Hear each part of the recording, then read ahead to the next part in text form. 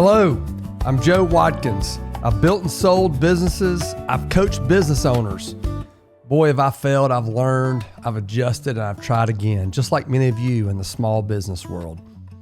Everything I share on this show has been tested in the real world. It's not just theories. And over the years, I've built what I call fibers of life. It's a framework I developed, and it is an acronym that stands for financial, intellectual, biological, emotional, relational, and spiritual. These 6 areas or fibers are so integrated and they tug and pull on each other. And the show is really about how these all interact in your life and business. And here's what I know. You can't win in business if you're losing in life. That's how business and life are tied together. So on this show, we talk about business.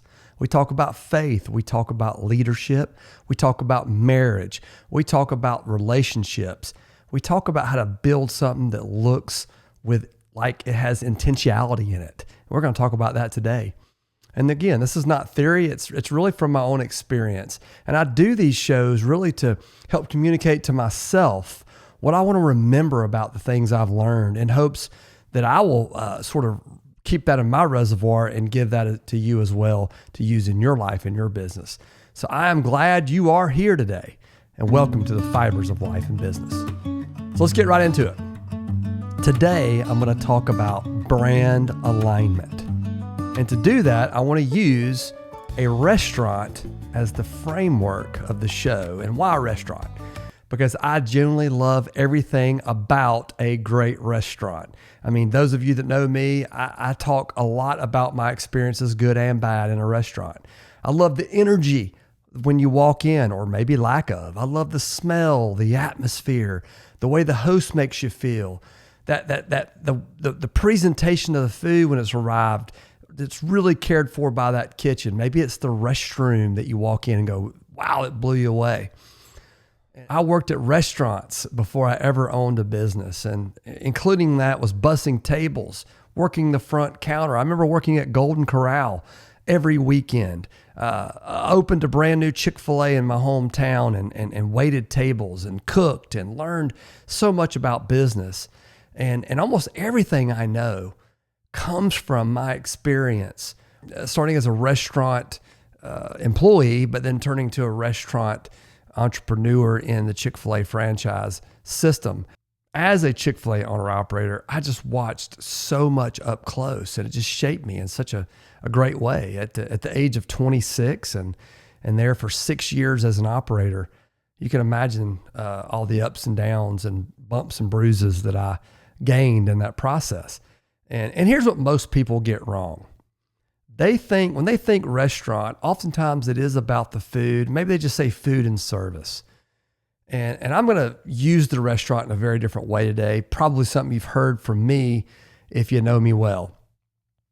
A restaurant is about an experience, and I want to discuss what that experience looks like. The food is just one chapter of that much longer story of the experience. And I believe with everything in me, that your business works exactly the same way, and you will see your business shaped in this restaurant. That's my goal today. So in brand alignment, what does that really mean?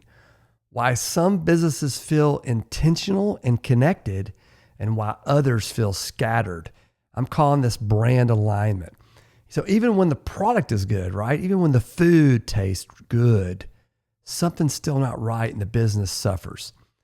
So as I was preparing for this episode, I found myself looking for a passage that would really reflect today's episode. And I found it in Colossians 3:23-24. Here's what it says. Whatever you do, work heartily as for the Lord and not for men, knowing that from the Lord you will receive the inheritance as your reward. You are serving the Lord Christ. When I went back and looked at the context, what struck me was that Paul wasn't talking about business. He wasn't talking about branding, of course. He wasn't talking about customer experience. He was talking about ordinary people living ordinary lives. Parents, children, workers, people simply trying to be faithful with whatever responsibilities have been placed in front of them. And Paul's message was very simple and one we need to listen to. Whatever you do, do it for the Lord. Don't do it for recognition. Don't do it for applause.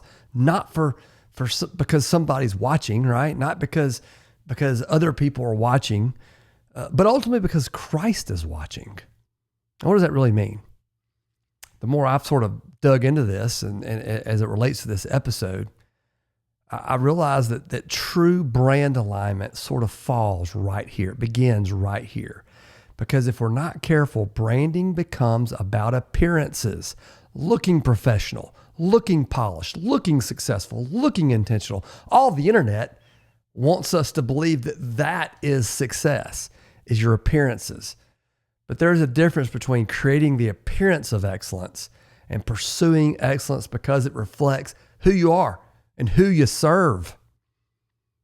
One of the themes that keeps showing up in the fibers is this: the visible is usually the result of the invisible. Something to pause on, right? What you see is usually a result of what you don't see. A healthy body is usually the result of invisible habits. Boy, this is right in the heart of the fibers and the integration thereof. It's the little things behind the scenes that really create health, right? A healthy marriage is usually the result of invisible investments in that relationship. A healthy business is usually the results of invisible disciplines that you've created over time and poured into that business. And a strong brand is usually the result of invisible intentionality. So that's the crux of the show. It's what is the intentionality around your brand? Most people see the outcome. Few people see the disciplines that created that outcome. And that's what we're going to talk about today, hopefully to reveal not only myself and my businesses, but in yours as well. We're not talking about branding in the way that you're used to. We're not talking about marketing and logos. All those are certainly a part of brand alignment. It's just not the focus of the show. We all kind of get what that is and know that's important. We're talking more about the invisible choices that eventually become visible experiences. That's why I love the restaurant analogy. We can all relate to the restaurant. So I want to put you right in the pathway of this restaurant conversation and framework to help you see your business through the restaurant analogy. So let's start with this. The parking lot. You've entered the restaurant's parking lot, and it matters, right? The greeting matters. The menu matters. The bathroom matters. The follow-up matters. Not because those things make us important, but because they reveal whether we care about the details when nobody is paying attention, right? Because before there's brand alignment, there must be heart alignment. Before every touch point tells the same story, the owner has to decide who they're ultimately serving. And Paul reminds us, whatever you do, do it unto the Lord. So let's pull that back to the parking lot. Nobody chooses a restaurant because of the parking lot, but everybody notices it. Think about that in your business. Weeds in the cracks, broken lights, trash along the curb. Before you've eaten a single bite, before you've met a single employee, probably before you've even opened the door to get out of your car, the parking lot has already started telling you a story. Now let's translate that in your business. Maybe it's your website, your Google listing, your social media. Hey, your social media is going to tell a lot about you. Maybe it's your office that they walk through, or your storefront, your email address, your voicemail. It's whatever the front door is, right? To your business. What does it speak? You need to ask yourself that. And is it in alignment with what you want it to speak? Because those items represent your parking lot. And here's the hard truth. Most small business owners, myself included, have parking lots we haven't visited in a while. Charles Ames said this: the details are not the details. They make the design. That sounds a lot like a Steve Jobs as well. The details aren't separate from the brand. The details are the brand. And that leads to a question worth asking. What is the parking lot of your business? And what is it saying? And when's the last time you've walked through it? Now, you're in the restaurant, you get out of the parking lot, and now you're walking inside. Let's just assume the parking lot's clean. You walk through the front door and nobody acknowledges you. 30 seconds goes by, maybe a minute. People are moving around. Eyes are down. You're invisible. Dadgummit, man, that's frustrating. And you've been there before. The food's incredible, but you're already forming an opinion about these guys don't really care about me. The host stand. That's called the host stand. That's the greeting. Now, in your business, what's the host stand? It's the first human moment or human contact. How long does it take to return a call? That might be your first human contact. How quickly did you respond to an email? How does the first conversation feel versus the second and third? Is the person on the other end genuinely glad that you called them? Or do you feel like a nuisance or bothersome to them? The famous Will Rogers said, you never get a second chance to make a first impression. We've all heard that. I don't know that most of us live it.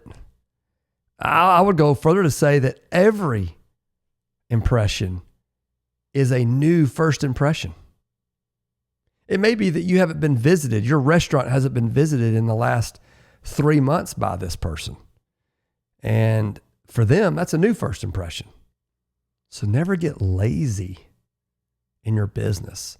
Creating the one-time wow is not good enough. I'll give you an example of a human interaction that I just remember, right? Every time I go into a Waffle House, I'm almost always greeted. Now, it's a very small restaurant. That's by design, but you walk in that door and there's always somebody right there to go, hey, welcome in. It's almost every single time. It is something I consistently rely on. That's the first human interaction. What is that in your business? It matters. And how consistent it is matters. Now let's get to the menu. One thing that restaurants have taught me over time here, the most important thing is that clarity matters. You know, people often think, wow, look at this menu and how expansive it is. Well, a great menu doesn't try to be everything to all people. This is the biggest complaint for me with restaurants. If you watch Gordon Ramsay's show on TV years ago, I mean, he would just hammer these restaurateurs for having, pages and pages of menus. Be known for 8 or 10 things. I mean, if I think about Chick-fil-A, where I grew up working, I mean, the hero product was the Chick-fil-A sandwich. It was a fresh squeezed lemonade. It was a waffle fry. And maybe some would say the sweet tea. I mean, those were the hero products. Now, they added some over the years, but be known for something.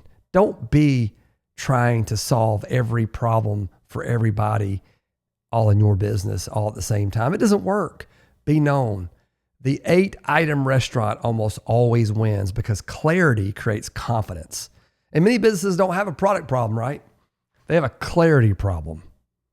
They have a clarity problem. Too many services, too many messages, too many directions. People always leave wondering, what the hell do they do? What do they do? Seth Godin said, if you're talking to everyone, you're talking to no one. I've made this mistake many times. I've made it in real estate. I've made it in coaching. I'm probably making it right now on this podcast, but I'm learning. But the clearest brands win, not the most impressive. The clearest. Hey, let me ask you, if this episode is connecting with you in any way, please help the show and subscribe or follow, whatever the channel requires for you to become a part of an ongoing listenership. Get the notifications when new episodes arrive.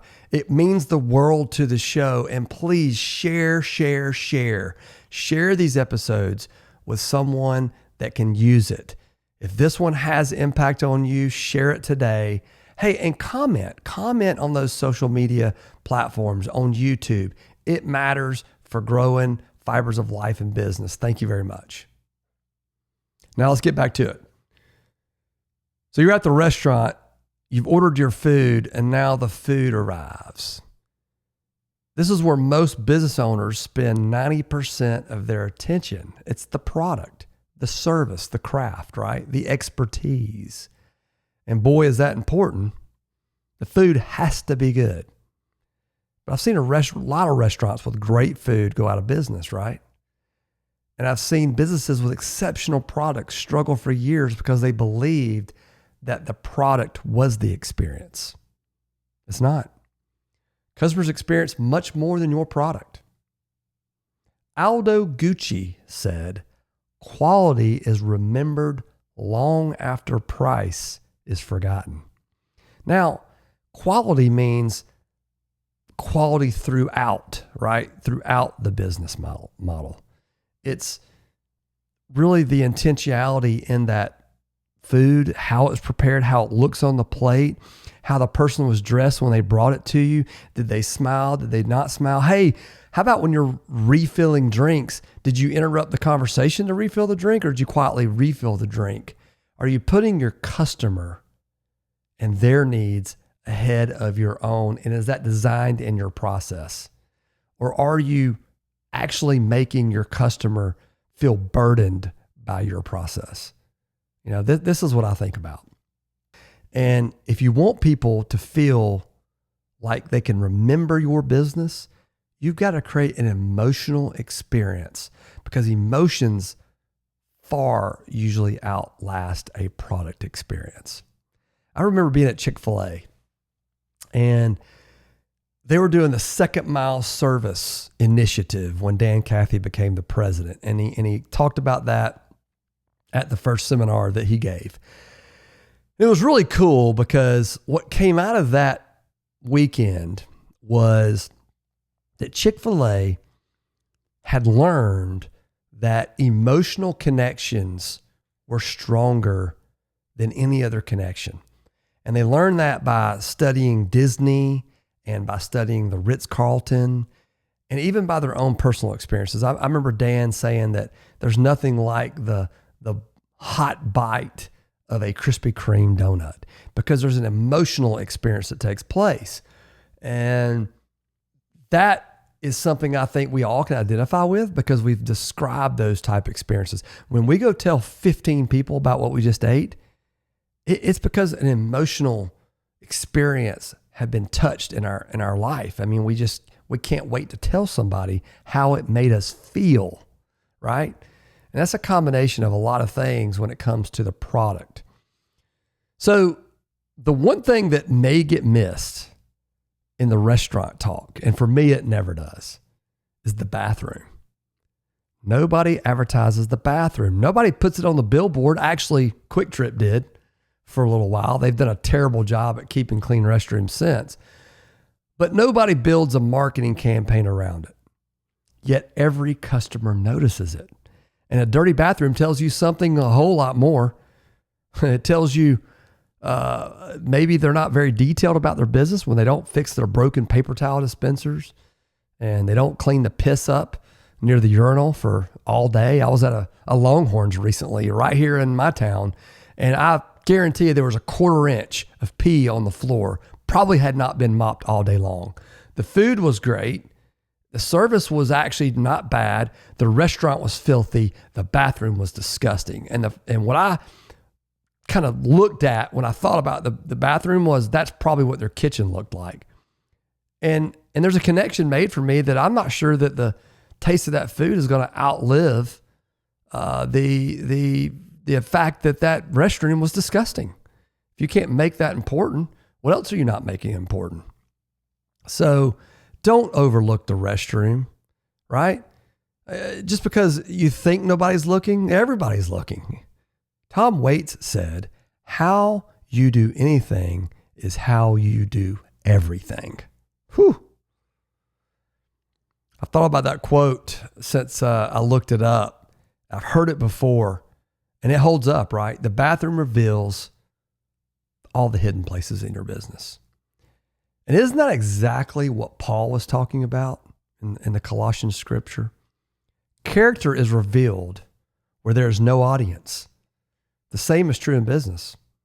The hidden systems, the billing process, the follow-up after the sale, the way mistakes are handled, the way employees are treated, the way customers are treated when something goes wrong. Those are the places where alignment and brand alignment is revealed. Every business has two brands. Write this down. The brand customers experience and the brand employees experience. At first, those can be different. A company can market excellence. They can market family values. They can market great customer service. They can market a fantastic work culture. But eventually, those two brands become one because culture always leaks from their people. The people always leak the culture. Eventually, employees began treating customers the same that they're being treated internally. Eventually, internal experiences becomes the external experience. The bathroom starts looking neglected. The greeting loses its warmth. The follow-up becomes inconsistent. The culture becomes visible. Quit lying to yourselves, people. You got crap going on right in front of you, and you're hiding behind your postage sign that says, "Here's my mission statement."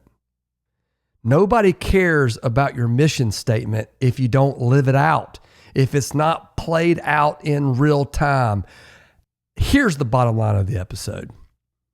Your brand is not what you think it is or what you want it to be or what you market to be. It is what your customers actually experience it to be. Your brand is your reputation, and your reputation comes from repetitions of doing business with you, not because you told them something different. And if they believe something different, then you're a mass corporation spending a hell of a lot of money to get that message across. In small business, we don't have that, right? We don't have that kind of money. We got to do it with what we actually do in our actions and our consistency. So intentionality is what I'm talking about here. And it's going back through your entire process, your entire restaurant experience of your business, and giving yourself a real evaluation, walking through all steps of it. Don't not go in the bathroom because you really don't want to see what you know probably is a problem. Go walk in the bathroom and realize your customers are talking about your bathroom. Just like I did today.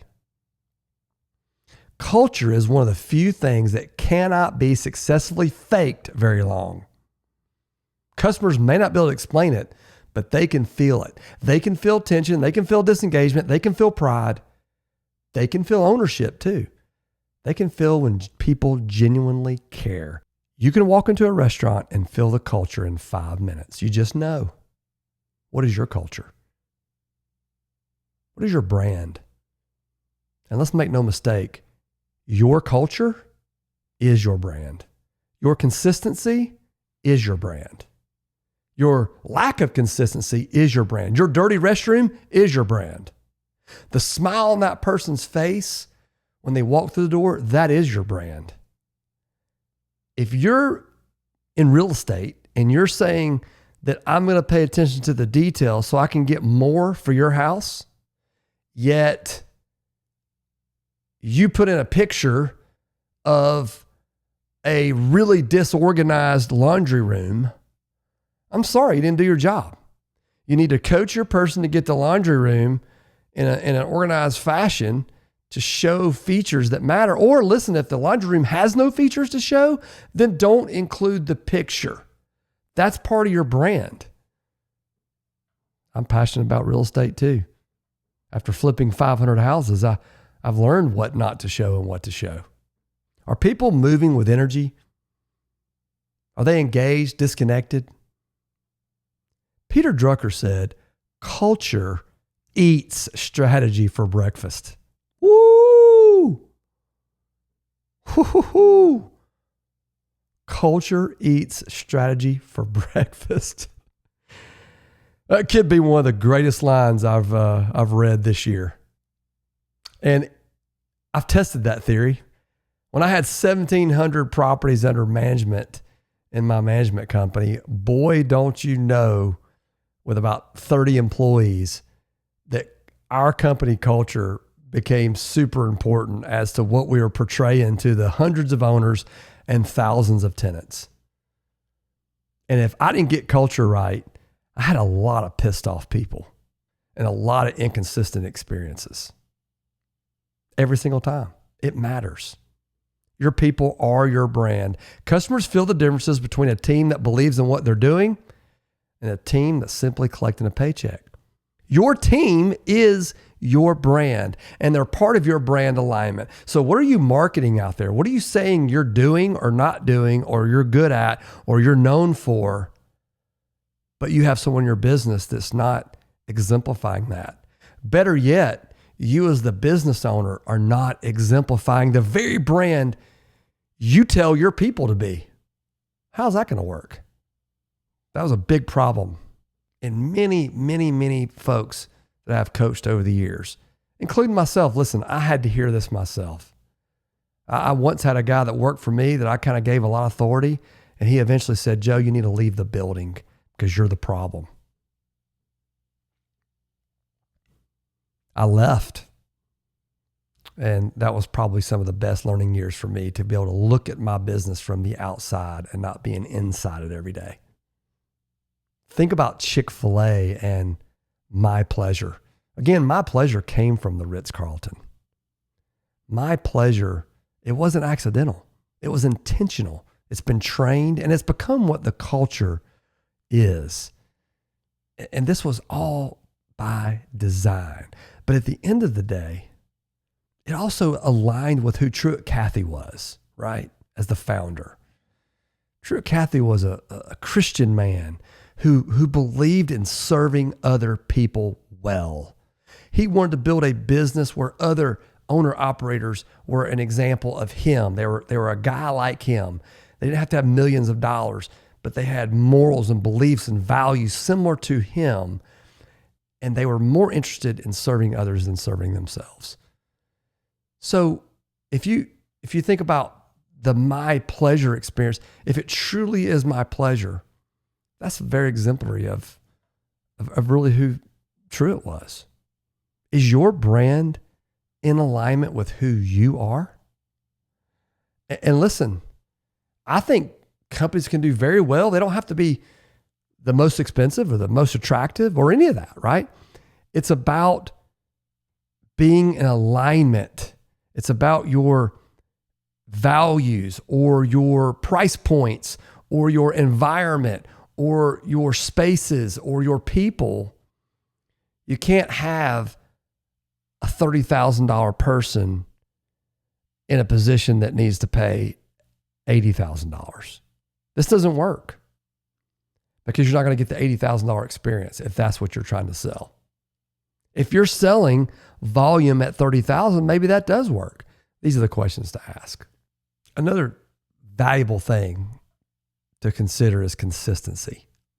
If I can consistently understand what I'm going to get at a restaurant, even good or bad, right? If I know that the restroom is not something I want to partake, but they did so well with the value-based proposition of the food, then I'll design my next experience around that. But that food needs to be good every time, right? So that predictability is really what's important here. Roy T. Bennett said this: consistency is the true foundation of trust. Either keep your promises or do not make them at all. That's the heart of brand alignment, right? Keeping your promises, reducing uncertainty, creating consistency, delivering on the promise every time, not just the first time. After Chick-fil-A, I moved into real estate investing, and over the years and flipping 450 properties and 1,700 properties under management, I sold that business, right? We talked about that. And what I discovered was something pretty fascinating. The same principles that made restaurants successful made those businesses successful too. Because what really makes us successful wasn't renovating houses. It wasn't collecting rent. It wasn't managing properties. It was creating a repeatable experience that investors knew what to expect. Tenants knew what to expect. Employees knew what to expect. Same materials, same communication, same processes, same timelines, same expectations.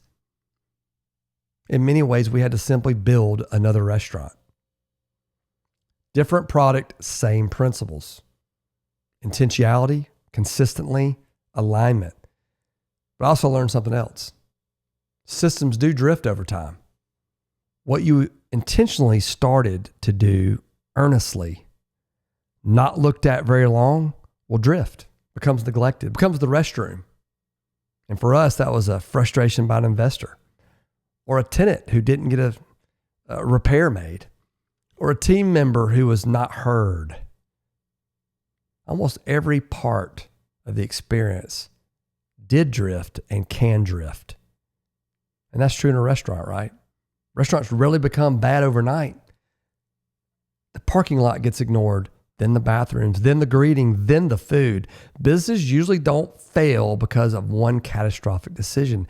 They decline through hundreds of small compromises, which is why alignment requires maintenance. Not once, not annually. As part of your culture, it's constant.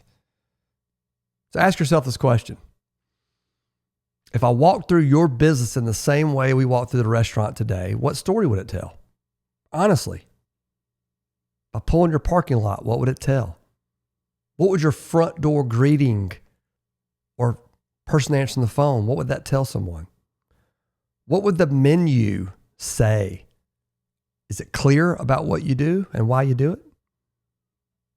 I experience your product. Does it match what you have promised? Are your reviews suggesting your promises? Do they line up? If I go to the bathroom, do I find the hidden stuff? Is there no toilet paper?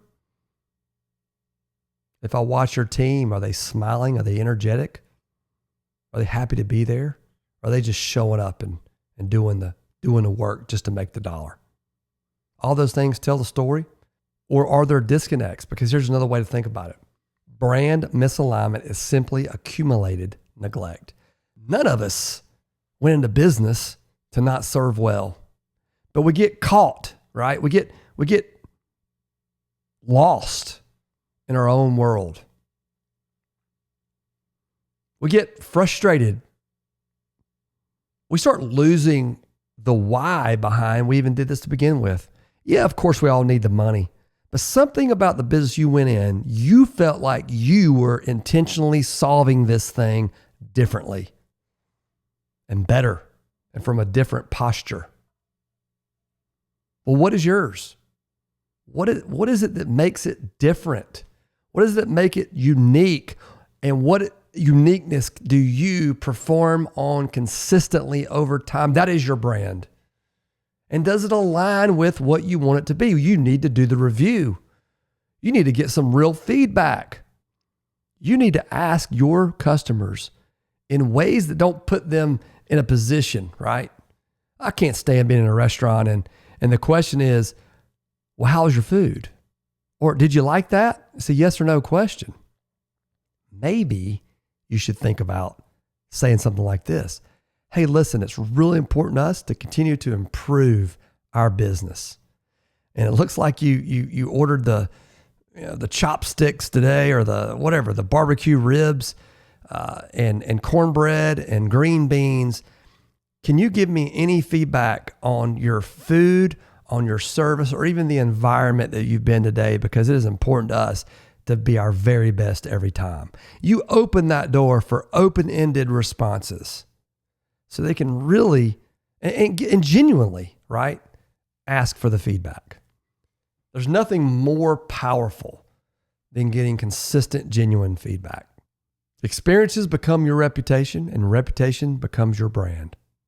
Here's what happens. I want to just give you the timeline here. Little things become habits. Habits become experiences.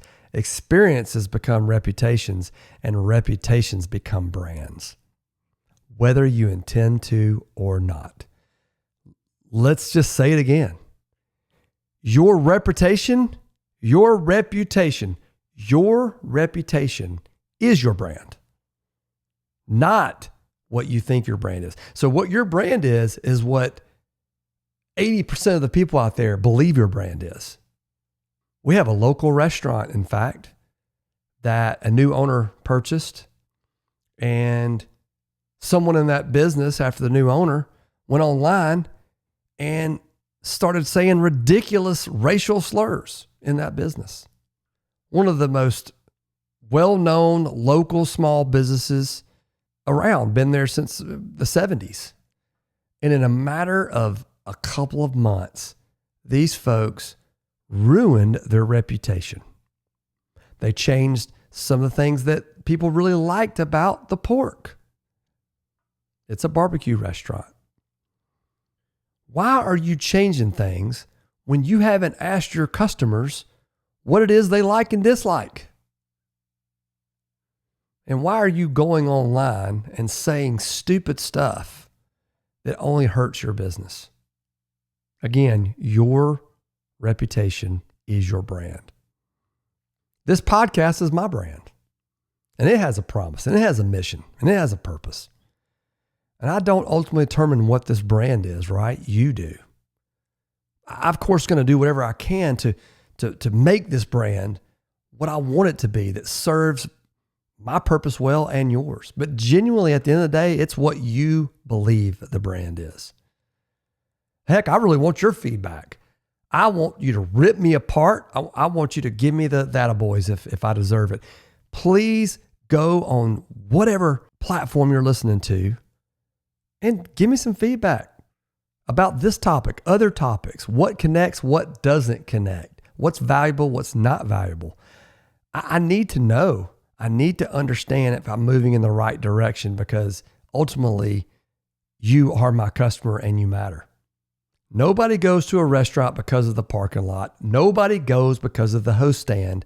Nobody goes because of the menu. Nobody goes because of the bathroom. Nobody goes because of the employee energy. But every one of those things shapes the experience. Every one of them is communicating something. Every one of them is either keeping the promise your brand made or quietly breaking it.